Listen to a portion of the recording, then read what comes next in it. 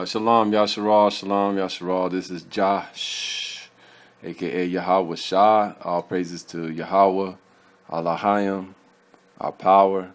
And I'm just going to do a quick breakdown of Brother Polight's all access video, Day of Atonement, aptly named. I want to give a quick breakdown of his mental thought in his little rant while he's in his car.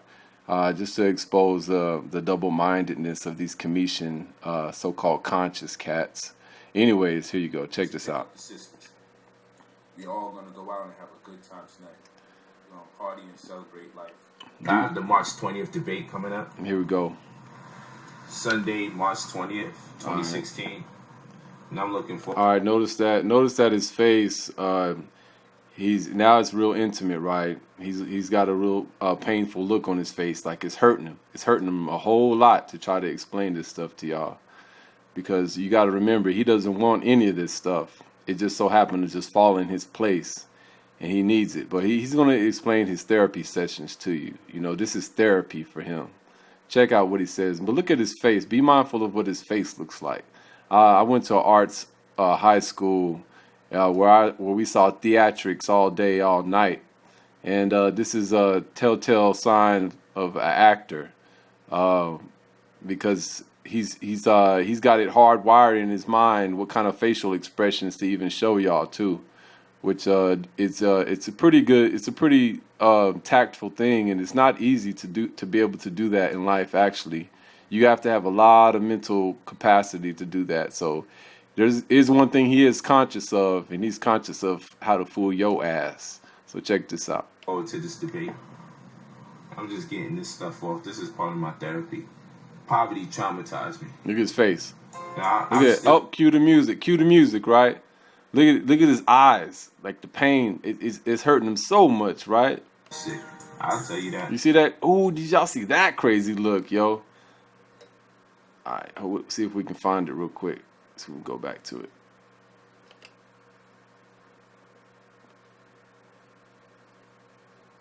I'm not good at navigating this. Here we go. He traumatized me. Now, I'm still sick. Oh, God, I couldn't catch it. Okay, anyways, y'all probably saw what I'm talking about. I'll tell you that in a heartbeat. That's why I need to run around. Look at his face. Look at his face. That's why I need to run around. Paper stacks. That's why I need to drive these nice cars. That's why I need. Look at him. He needs to drive those things and run around with the paper stacks. We know that because we see that that's what he's doing.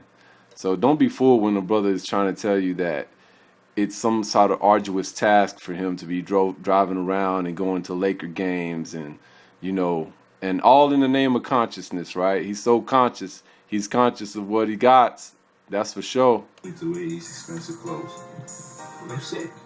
All the people that's getting mad at me, how much times I gotta tell you I'm sick, I'm fucked up, poverty. So that's what he's gonna say, you know, and that's another thing, that he's got this whole hater thing, to where it's like this new thing nowadays where the only way to prove that you're anybody is to show that you have haters.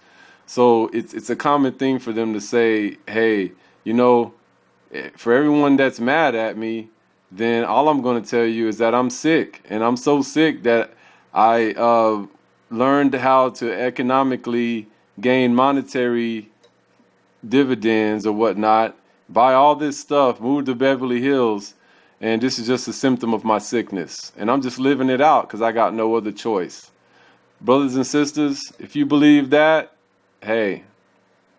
He did a number on me, and it made me want a lot of things I don't necessarily want. So now what I gotta do as part of my therapy is obtain everything that I did not have access to until I no longer want it again.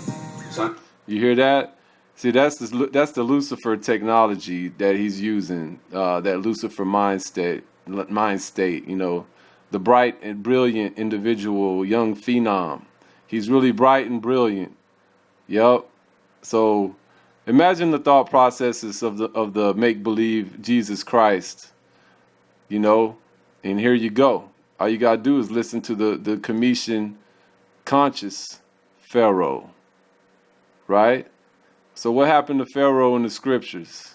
All praises to Yahweh. and get back on my path. You feel me? And that's where people are messing up all the time. They're trying to define everybody else's spiritual path. Okay, so he's calling what he has a spiritual path. I want y'all that have the Ruach.